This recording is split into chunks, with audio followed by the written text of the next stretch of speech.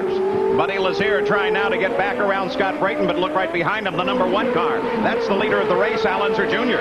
Al Unser Jr. started this race only 10 points behind Michael Andretti. As of this moment, with Al leading, he stands a very good chance of moving into second place in the standings ahead of Michael and behind only his teammates. So the Gallus team, Craco team may come out of this thing with an arm lock on the championship. Al Unser Jr., who now leads by 27 seconds.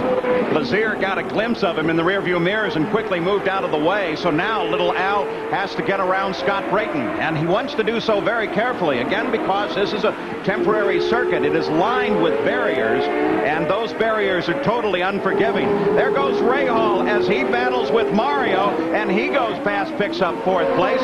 Mario Andretti steadily falling backwards, Bobby. Is it possible that whatever damage was done in that very first corner is now being aggravated? We just don't see it? Yes, it is. The tires are getting hot. The track is getting slipperier as the race goes on, and that front wing is where its problems are. And I don't really think that he's bent on the front, but we must also remember, it wouldn't only take but just a little tiny bit of bending that wouldn't show up to cause the handling to be off.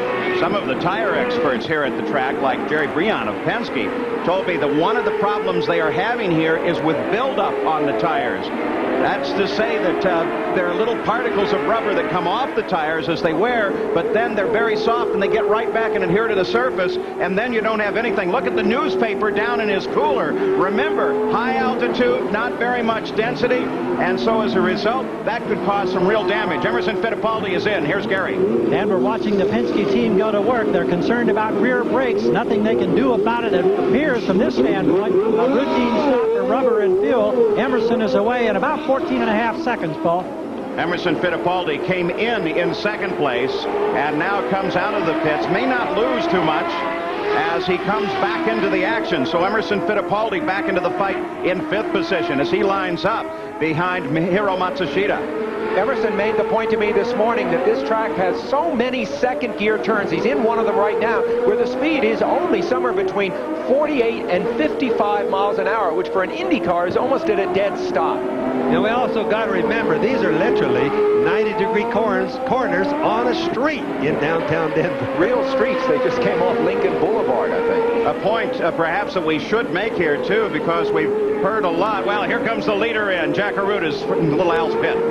And what Team Gallus has decided to do is evenly distribute their pit stops. They will take 4 new Goodyear tires all the way around and the remaining fuel that they have in the tank. Remember, as we told you, not necessary for refueling today. They'll be able to go to one stop, but they are off and away very quick.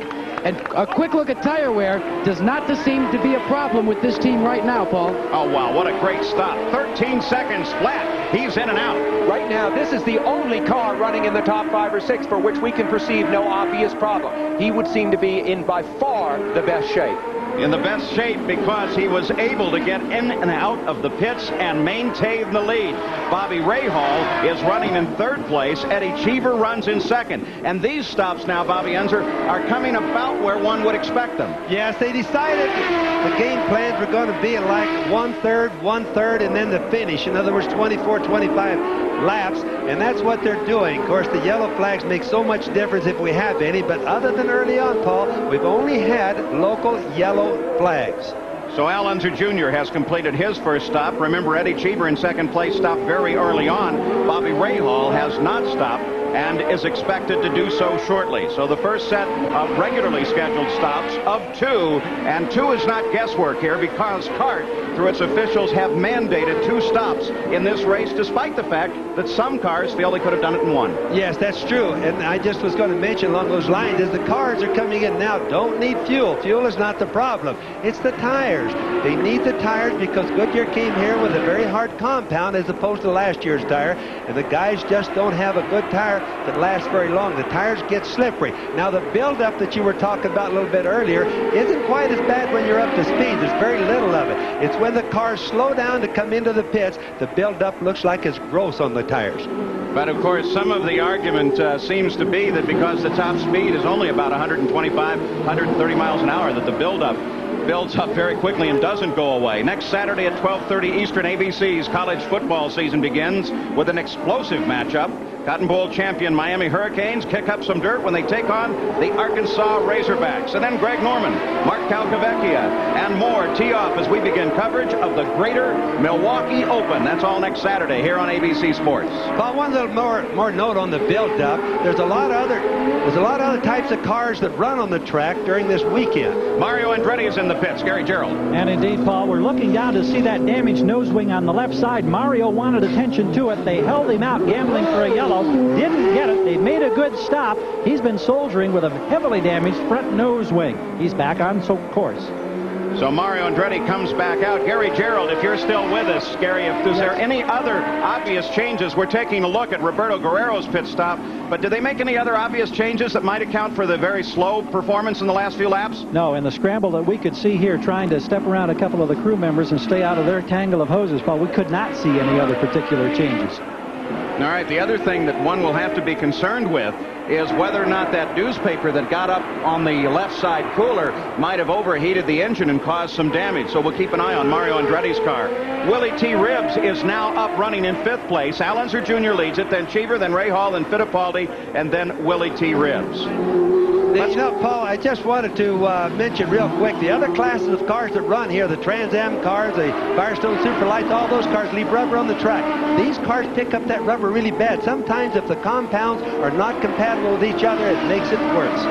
Surprise to me is that Ray Hall has not yet stopped. Here's Jack Arute. Well, Paul, that is not surprising in itself, in so much as Bobby Rahal had elected to stay out there as long as he could. The only reason that he is pitting at the present time is due to a problem that they think they may have with one of the header pipes. As he went by several laps ago, they all realized that he may have a problem. They're going to go ahead and change all 4 tires. It has fallen down off the jacks. The air hoses come out, and they drop the car literally down on the chassis. Things are not going well for Bobby Rahal. The engine has died. What You can hear the silence. Jack, what they think it was? They thought it was a leak in the header, Paul. That's exactly the case. But they still wanted to persevere on. And now it's just a question mark as to what they will do. Well, it sounded like it. You could hear a different roar to the engine, which indicates that some of the exhaust is leaking out of that car. And so now, well over 40 seconds, Bobby Rahal has been in the pits. His teammate Al Unser Jr. leads this race.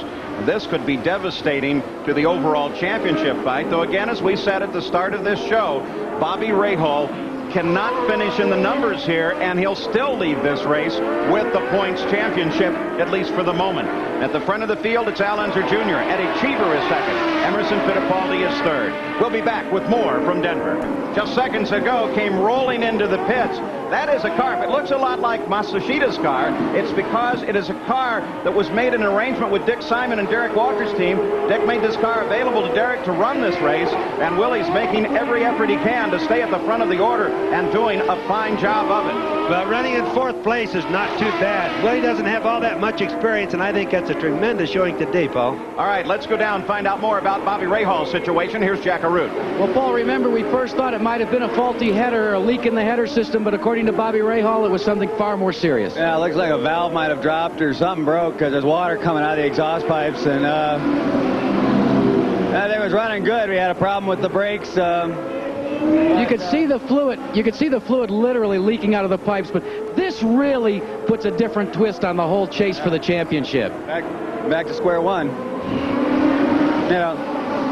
How bad does that bother you? I mean, you always say I take it 1 race at a time. Not much I can do about it now. You know, you just got to have to try to win at Vancouver.